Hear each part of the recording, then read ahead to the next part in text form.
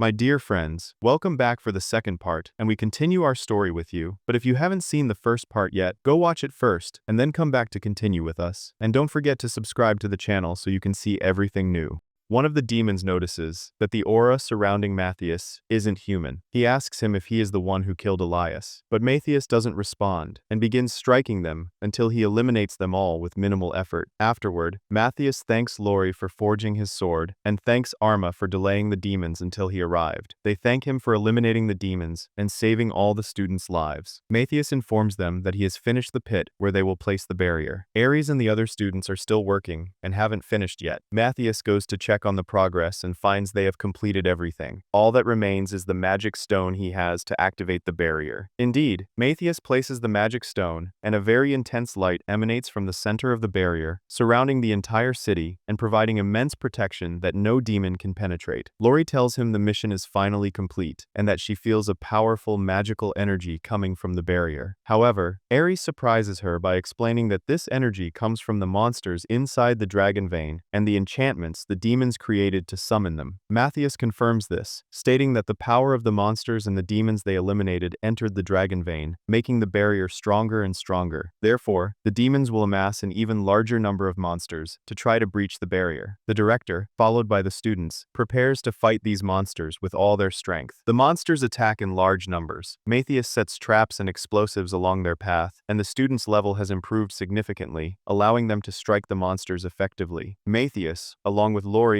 Arma, and Ares, watches the battle unfold from atop the castle, monitoring the events. Suddenly, 3 large monsters attack them. The director orders his students to retreat, but Matthias arrives with Lori, Arma, and Ares to support them, urging them to stand their ground and not retreat. Ares is surprised when Matthias throws her at one of the monsters, and she eliminates it. Arma shoots the second and third monsters with her magical arrows, taking them down. Matthias observes that fighting as a team is much stronger and more effective than fighting alone, so he conserves his energy for the more powerful monsters that only he can handle. A very strong monster called the Void Devourer appears. It swallows all the monsters around it, absorbing their power to transform into something terrifying and far more powerful. This is Matthias's first time dealing with this monster. Arma says they must stop it before its size increases, and it swallows all the surrounding monsters. However, Matthias tells her, "No, we'll wait until it swallows all the monsters in the area, and then we'll eliminate it at once to save time." Ares feels it trying to swallow her as well, since she is fundamentally a dragon. But Matthias says, "We need to help it swallow all the existing monsters and then eliminate it quickly." He gives Lori a magical scroll and asks her to inscribe it onto a magic stone and throw it at the monster. Matthias throws more magical scrolls at it to make it form in a way that allows him to attack it. A huge, terrifying monster takes shape after it manages to gather all the power of the monsters that were in the area. Although Matthias's magical power is diminishing, he has memories that allow him to know how to attack monsters even when weakened. He orders Ares to strike the monster's leg and tells Lori and Arma not to stop shooting arrows while he attacks it with his sword. Matthias knows that the best way to defeat a monster of this size is to make it even more enraged, so he keeps striking it in non-fatal places like its legs and eyes. However, he notices that its legs regenerate after nearly being severed. Yet, Matthias continues the assault using magic stones, making the attacks hit all over its body until the monster collapses to the ground. He then flies into the air, descends with the final blow, and severs its neck. However, Matthias notices that this monster's composition is strange, and that the dragon vein needs more Daimath, which is not available in the city. Therefore, he decides to leave the kingdom to search for Daimath and return later. The truth is, Matthias wants to leave after completing his mission in the kingdom. The director manages to understand what is going through Matthias's mind without him saying it. So, the director offers him a special arrangement to stay with them, as his presence among them will help the academy develop further. If he stays with them at the academy and within the kingdom, they will be able to intervene on his behalf and handle matters. This way, if Matthias leaves the academy to search for Daimath, he can return at any time freely. Arma, Lori, and Ares also request to stay at the academy under a special contract so they can travel with Matthias, learn from him, and search for Daimath together. The next day, the 4 of them set out, with the director and students seeing them off at the academy gates. The director promises them that the academy will always remain open to them and that they are welcome to return at any time. Thus, Matthias and his team's journey begins. Along the way, they encounter a child riding in a carriage with his father. The child asks if they are adventurers. Matthias tells tells him they are heading to the kingdom of Daimath Milkia to complete a mission. Lori learns that the tunnel of Daimath Milkia is enormous, with hundreds of levels, unlike their own tunnel, and an entire city has been built above it. Matthias tells her he has never seen anything like this before, and doesn't understand how people can live above such a dangerous tunnel. To reach Daimath Milkia, they need several days of travel, but Matthias tells them they can make it in one day and save time. This worries Lori because reaching it in one day means they must pass through the Checker Forest, which is full of monsters. Rumors say there is an intelligent monster there, unlike the typically foolish nature of monsters. However, this doesn't frighten Matthias. On the contrary, it piques his curiosity and makes him insist on completing the entire journey in one day. After entering the forest, signs of fear appear on Lori's face about what might happen to them. After a long walk, they sit down to rest and have lunch. Matthias goes off to hunt something for them to eat. While running through the forest, he notices that the monsters possess strong magical energy and move in an organized manner, not randomly like the monsters he's accustomed to. Matthias suspects there is a monster controlling them, making them move through the forest according to its will. The one doing this is certainly the intelligent monster Lori mentioned. Matthias's thoughts are interrupted when a huge monster attacks him from above a tree. Lori and Arma hear a loud thud and fear the monster has finished off Matthias. However, they are surprised to see Matthias returning to them with the monster in hand after eliminating it. He tells them he expected something much bigger and feels disappointed that the monster is so weak. Afterwards, Matthias brings them another monster to eat. The biggest surprise for Arma and Lori is that certain monsters are edible. Lori starts the fire, and Ares gathers plants from the forest to boil with the meal. Before long, the food is finished. Arma and Lori enjoy the taste of the monsters, and next to them, Ares eats voraciously, as dragons need larger quantities of food to feel full. After finishing their meal, Matthias and his team prepare to continue their mission, especially since the monsters are afraid to approach them due to the power of Ares they sense in the area. Also, after they manage to eliminate the intelligent monster, it makes the other monsters fear them even more. Before sunset, they reach the city of Daimath Milkia, located precisely in the middle of the mountains. However, they are surprised when they enter the city to find it chaotic and poorly organized, with most people lying in the streets. Lori notices that the city's magical light pillar contains no magic stones, meaning it is directly connected to a dragon vein. But a shopkeeper nearby calls out to them and tells them to move away because the pillar is about to explode, and 10 people died in the same spot before. The pillar explodes. Lori gets angry at the shopkeeper and asks, "Why do you create such dangerous things that threaten your lives?" The vendor tells her to lower her voice because they are all just following the sage's orders and have no other choice. He explains to them that in the past, they used magic stones, but the sage said magic stones are the most important and valuable resource they export, so he banned anyone in the city from using them for any reason whatsoever. Matthias asks him, "Is the sage the reason for the low population in the city? Is the sage the reason?" The vendor tells him there is a huge, powerful monster on level 10 in the Daimath tunnel, and most adventurers sent by the sage to fight it, whether they were strong and experienced or weak and inexperienced, were all killed by the monster. This gives Matthias a general idea of the country's situation. He buys an apple from the man and continues his way into the city. Matthias talks with his team, explaining that when the sage sent people with little experience, along with highly experienced people, they affected each other and couldn't fight effectively. On top of that, the weapons they use are poor quality. Therefore, Matthias decides to go to the guild and obtain a permit, allowing him to enter the Daimath tunnel, as stated on the sign in the street. Matthias enters the guild and tells the clerk he wants 4 permits to enter the tunnel. But the clerk tells them, "You are young, and I don't advise you to do this, especially since permits are issued directly by the sage. Before he allows you to get a permit, you must first listen to everything he tells you. He will make you hunt monsters and search for Daimath for him, which causes serious injuries." As you can see, the clerk points to the adventurers, and Matthias sees most of them injured and exhausted. However, this motivates Matthias and his team even more to undertake the adventure, so he asks her to start the permit procedures. Suddenly, a woman bursts in, screaming and telling them there are a large number of casualties arriving from the Daimath tunnel, and if anyone knows a healing enchantment, they should come with her. No one responds except Matthias, who says, "I know a healing enchantment. I'll come with you." Matthias enters the sage's guild with her and is shocked to find many people lying on the ground, injured, without enough bandages to stop the bleeding from their wounds. He is bewildered that the entire country has only one healer, but the clerk surprises him by explaining that the city used to have many healers, and the sage expelled them, calling them a waste of money. Quickly, Matthias takes off his jacket and activates an enchantment that reveals the danger level of each patient's wounds as a percentage. He places a number in front of each patient, representing the severity of their condition. He takes on the most critical patients himself and distributes the rest among his team, prioritizing the most severe cases first. and gradually moving to the less critical ones. Just as Matthias is about to treat the most critical patient, the doctor and his team stop him. The doctor says, "These cases are serious. Children shouldn't handle them. We need to triage them by severity before starting treatment." But Matthias says, "Be quiet and learn from what I'm about to do." He activates a healing enchantment that seals the bleeding veins to stop the hemorrhage, repairs the damaged organs, and then closes the wound, healing the patient. Matthias orders the doctor to treat the cases according to the order he has set, and not to rely on his own judgment to prevent patients from dying. The doctor is convinced by his words, and distributes his team among the remaining cases. Each person takes a patient, finishes with them, and moves on to the next, until they save all the patients in record time. After they finish, the doctor thanks him, and asks if he has worked as a healer before. But Matthias says, "I've only used the healing enchantment a few times. What happened here was thanks to the effort of the entire team together." Matthias asks him about the sage, who used to run the city, wanting to know why he changed, and how a corrupt sage took his place. The doctor explains that it happened suddenly and without warning. They received news that he had died suddenly in his sleep, and no one has any conclusion about how he died. They simply woke up one day to the news that he was dead. We learn that the Daimath tunnels have always been dangerous, even in Matthias's old world. The idea of someone building a city on top of them is strange, and has never happened before. However, this could only occur with demonic planning. Therefore, Matthias suspects that demons killed the previous sage, and in all likelihood, the current sage is a demon, not a human. At the end of the day, Matthias and his team stay at a hotel. Matthias sends a decoy message to the director to be delivered to the king, while the real message is hidden inside the box he's sending the message in, so if it falls into the wrong hands, it won't be discovered. Although Matthias could deliver the message himself faster, he wants to see the monster in the Daimath tunnels that no one has been able to defeat, so he sends the message via magic. The next day, Matthias and his team go to the massive gate of the Daimath tunnel. Despite the gate being made of iron, it is weak compared to Ares, and she opens it easily. Matthias asks them to remain prepared inside the tunnel and expect anything to happen. After a few hours, Matthias and his team return to the Adventurers Guild with the monster after eliminating it. He tells them it was a weak monster, and they didn't need any effort to defeat it. The clerk asks, "How did you manage to defeat it so easily?" Matthias doesn't deny his team's credit and says, "I didn't intervene, they defeated it themselves." The clerk says, "The sage needs to see the monster himself to verify it, so I can't give you any reward until the sage confirms it." The clerk writes a message to the sage, which Matthias sees without her noticing. In the message, the clerk writes to the sage that Ares, Lori, and Arma look like monsters and possess great power, but Matthias seems to be a healer since he didn't participate in the battle. Afterwards, they go to have dinner and talk about their team's strength, how Lori performs the magic.